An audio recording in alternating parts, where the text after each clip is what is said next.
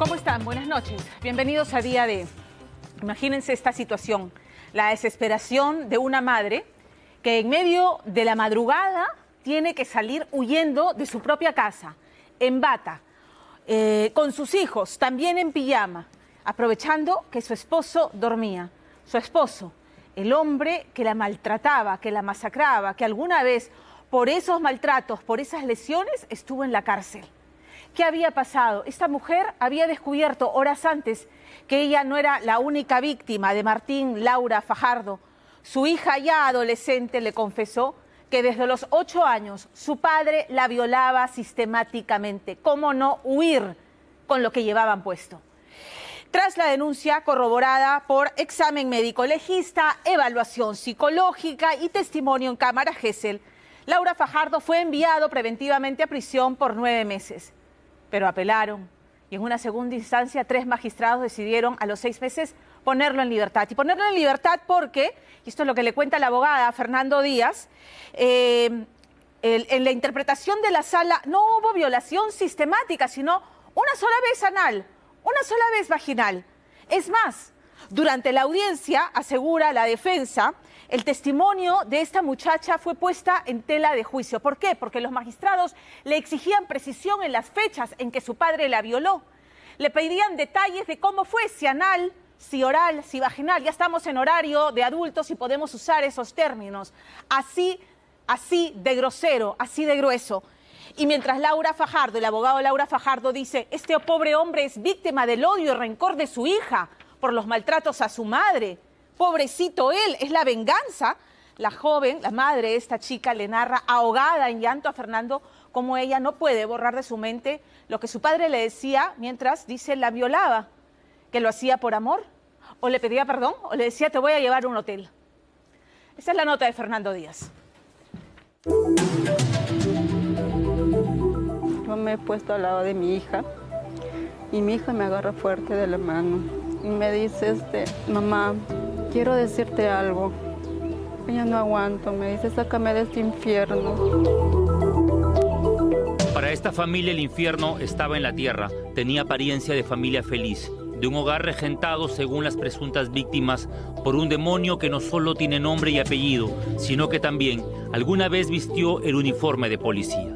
Es algo que hasta ahorita yo no logro entender. Cómo es que él hizo esa monstruosidad en mi hija, ¿no? Que supuestamente él la tenía que cuidar, la tenía que proteger de todo lo malo, ¿no? Que pudiera haber a su alrededor. Martín Laura Fajardo es el nombre del ex policía que el pasado 19 de octubre ocupó las primeras planas y desató la indignación de todo Chincha cuando los jueces Marlon Sandoval, Miguel Morán y Raúl Muñoz decidieron absolver y liberar de la prisión preventiva a este hombre acusado por su propia hija de haberla ultrajado sistemáticamente desde los 8 años. Que estos 3 jueces hayan dejado libre a ese violador. En realidad, todo el proceso ha sido muy irregular, comenzando el hecho de que en el momento que debieron de haber llamado al médico legista para poder contrastar la evidencia que él encontró al momento de haber hecho el estudio. Lo ocurrido en Chincha pasó desapercibido y no tuvo el eco suficiente en las autoridades limeñas. Sin embargo, el escándalo desatado ha motivado que la Defensoría y otras instituciones intervengan en defensa de la menor. Hay un tema de depresión, hay una afectación muy grande a ella, a su madre que le está apoyando, al hermano, y todos ellos han sido víctimas de violencia de parte de esta persona. Hace unos días, la doctora Juliana Loza ha asumido gratuitamente la defensa de esta joven, que hoy tiene 16 años, presentando una apelación a fin de que la sala considere la entrevista de la Cámara Gesell, los exámenes de medicina legal y demás evidencias que, según la abogada, fueron mal interpretadas por los jueces. La sala, de manera errónea, lo que hace es interpretar sesgadamente el informe de la Cámara Gesell, diciendo como que si ella solamente hubiera sido vulnerada en 2 ocasiones, una anal y una vaginal, cuando lo que la niña narra en ese momento no es eso. Lo ocurrido en el distrito de Pueblo Nuevo es la tragedia de una madre de familia que en la madrugada del pasado 10 de marzo sufrió una hecatombe en el corazón. El estallido que deja una terrible confesión. Mi hija me acaba de contar que su papá estaba abusando de ella desde los 8 años. Mi hermano se queda pues perplejo, no sabía qué hacer. No sabe cómo hizo hasta ahora para no gritar delante del agresor, para no encararlo a tan solo meses de haber dado a luz a su tercer hijo.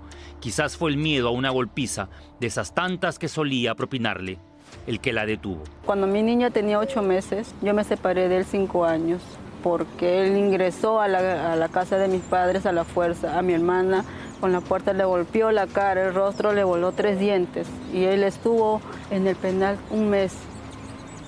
Lo denunciamos todo. A mi cuñado le llevó como rehén con su pistola. En el 2010, tal como consta en este documento, Martín Laura Fajardo fue denunciado por su esposa y sentenciado por lesiones graves. Sin embargo, ella continuó a su lado bajo amenazas. Si tú te vas, el día que sales en bolsa negra. Eso era lo que me decía. Después otras veces me ha dicho que mataba a mis hijos para que yo sufra, que esté sola y que yo sufra, y él se iba a la cárcel. Muchas veces me ha dicho eso. Por eso, cuando su hija de 16 años le confesó haber sufrido el abuso sexual a manos de su propio padre, tuvieron que esperar que Laura Fajardo se durmiera para escapar. Mi hija es la que sale primero en la madrugada, porque ya sentimos que él estaba durmiendo, pero ya que no se iba a levantar. Mi hija sale primero y yo le paso la voz a mi hijo, después sale. Y después salgo yo. Y entonces nos hemos tenido que escapar a las 4 de la mañana. Yo en bata, nada más, así como estábamos durmiendo, nos hemos salido de la casa. Lo siguiente fue la denuncia policial y la revelación de un secreto monstruoso guardado por más de 8 años, detallado en una carpeta fiscal a la que tuvimos acceso. Que ella ha sido violentada desde que tenía 8 años de edad por su señor padre y que además tan solo en el año 2022 había sido violentada 4 veces. Mi papá abusa de mí desde los 8 años y el día de ayer, 10 de marzo del 2022 a las 3 de la tarde, mi mamá entró a la ducha porque iba a salir al cumpleaños de mi abuela y en eso mi papá me llama al cuarto y me violó otra vez. Toda la noche llorando. Me decía, mamá, yo no quiero vivir. Porque la justicia es así. No quiero vivir, mamá, por favor. Quiero que lo encierren. Yo no voy a estar tranquila hasta que lo encierren. No quiero. A veces ni siquiera come. La menor ha pasado por exámenes de médico legista que arrojaron lesiones antiguas, cámara Gesell, donde reconfirmó los hechos, y peritajes psicológicos. Cuando le hicieron el examen del médico legista salió positivo. Motivos suficientes para que Ángel Martín Laura Fajardo fuera sentenciado a 9 meses de prisión preventiva, de los cuales solo permaneció 6 tras las rejas.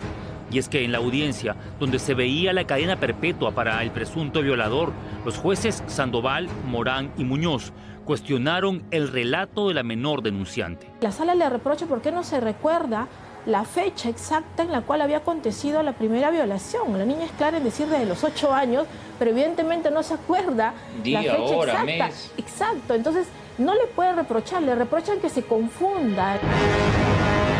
Para la sala, es inadmisible que una joven de 16 años no sepa diferenciar, por ejemplo, la zona íntima por donde fue presuntamente abusada. Ellos se han basado en que una niña de 16 años, ¿cómo puede decir al sexo anal, sexo oral? Y sinceramente nosotros sabemos pues de que mi sobrina no tiene de repente la capacidad como las niñas de su edad que van a fiestas, que de repente tienen redes sociales, amigos, nada, o sea, que tienen todo ese tipo de información. La familia ha denunciado también irregularidades en el proceso. Una de ellas sería la ausencia del perito forense Robert Mancilla Salvatierra, quien nunca se presentó para sustentar el examen de medicina legal. Era muy importante su declaración porque tenía que contrastar con la evidencia que él obtuvo al momento que le realizaron el examen del médico legista. La madre de la presunta víctima Cuenta además que el pasado 13 de octubre, día cuando se leyó la sentencia, no le enviaron el link de la audiencia virtual. Yo estaba esperando el día jueves a que me manden el link, porque todas las audiencias han sido virtuales. Yo la llamaba a la abogada y ella me mandaba en la tarde el link. Pero ya eran las 7 de la noche y nadie se comunicaba, nadie me mandaba nada. Yo lo llamo al fiscal como a las 7:20 más o menos, porque la audiencia era a las 7:50. Y me dice, ay señora, hasta me había olvidado de su caso, me dice. Las quejas apuntan encima al papel jugado por el fiscal Saúl Vargas y la abogada del Ministerio de la Mujer, quienes habrían permitido que se realice la audiencia sin la presencia de la madre de la menor. El que los citen para un día, que les adelanten la fecha misteriosamente, que les adelanten, que no les convoquen, que no les envíen el link, es algo muy preocupante. O sea, nos llama la atención. ¿Qué querían ocultar? El doctor Freddy Mesías, abogado del ex policía acusado por violación, argumentó que los delitos imputados se deben al odio y el rencor que la menor le tenía a su padre por maltratar físicamente a su mamá. La joven de 16 años atraviesa por un fuerte cuadro de depresión. Porque ella me dice, mamá, hay momentos en que yo me acuerdo, en que él me decía que lo perdonara cada vez que lo hacía, que lo perdonara. O me decía, mamá, lo hago por amor. O también me decía que me iba a llevar a un hotel.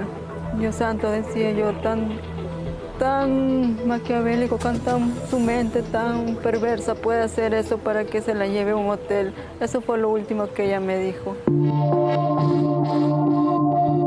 Hay fotografías que muestran al ex policía Martín Laura Fajardo departiendo reencuentros escolares con otros fiscales de la región Ica y que han llevado no solo a la suspicacia, sino también a que el pueblo de Chincha se levante por este caso, pidiendo que no se archive, pero sobre todo que se proteja a la presunta víctima mientras su presunto agresor deambula en libertad.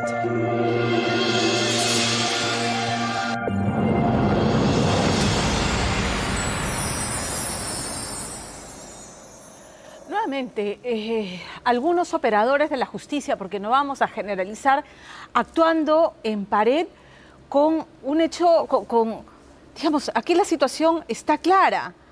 Hay el examen médico legista que confirma la violación. Está el testimonio en cámara Gesell, está el peritaje psicológico. ¿Qué más necesitan estos magistrados para proteger a la víctima y no poner del lado del victimario? En serio, es pavoroso ver cómo las mujeres no solamente son arrinconadas principalmente por las personas de su entorno, porque el agresor sexual de adolescentes, de niños, de mujeres, las más de las veces, en el 90% de los casos, alguien del entorno cercano. En este caso es su padre. ¿Qué puede ser más monstruoso que eso? Y cuando se espera protección desde los operadores de justicia, se estrellan contra la pared siendo revictimizadas. Los elementos están ahí, o estamos esperando que ahora que ha recuperado su libertad pase a la clandestinidad y cuando intenten rectificar lo que han hecho, ya no se pueda dar con el paradero de este sujeto.